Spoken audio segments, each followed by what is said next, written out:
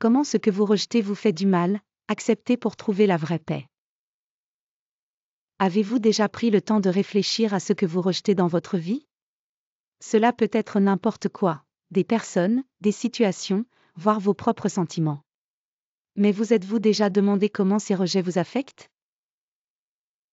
Nous croyons souvent qu'en rejetant quelque chose, qu'il s'agisse d'une situation désagréable ou de quelque chose avec lequel nous ne sommes pas d'accord, nous nous protégeons. Mais en réalité, c'est notre rejet qui nous fait du mal.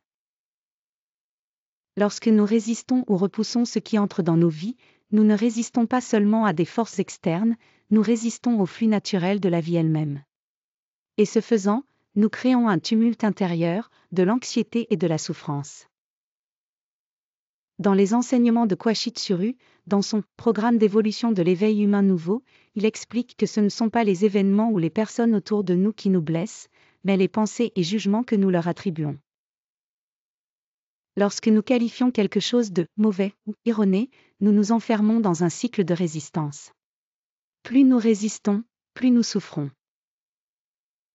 Pensez aux choses de votre vie que vous avez qualifiées de négatives. Peut-être s'agit-il d'une personne avec qui vous ne vous entendez pas, ou d'une situation difficile au travail. Peut-être est-ce quelque chose de plus profond, comme un échec personnel ou une erreur. Nous rejetons ces choses parce que nous pensons qu'elles ne sont pas bonnes pour nous, mais en les rejetant, nous rejetons une partie de notre propre expérience. Chaque rejet renforce la croyance qu'il y a quelque chose de mal en nous, ou que la vie est injuste. Cette croyance empoisonne notre esprit et crée de la souffrance.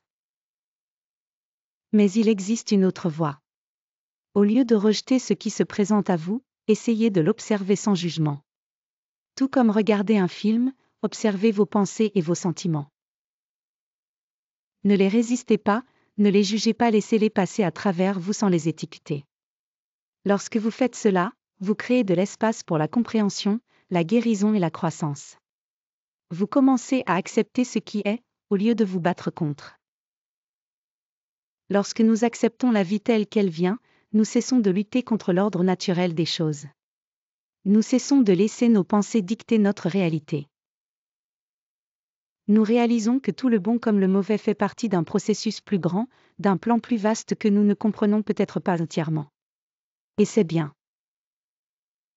En acceptant la vie telle qu'elle est, nous cessons de donner du pouvoir aux choses que nous craignons ou n'aimons pas, et nous reprenons le contrôle de notre propre paix. Imaginez une vie où rien ni personne ne peut troubler votre paix. Une vie où vous ne réagissez plus aux situations externes mais répondez avec calme et clarté.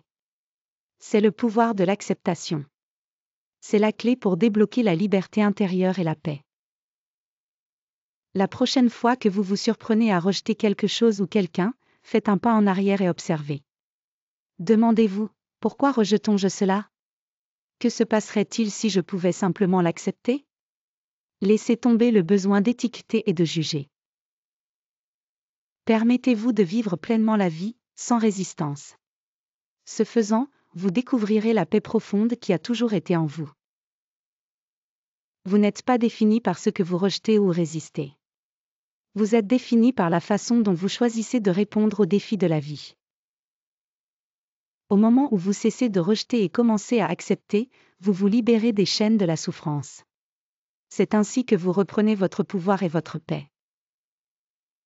Alors, que choisirez-vous aujourd'hui? Continuerez-vous à lutter contre la vie, ou l'accepterez-vous à bras ouverts et avec un cœur ouvert?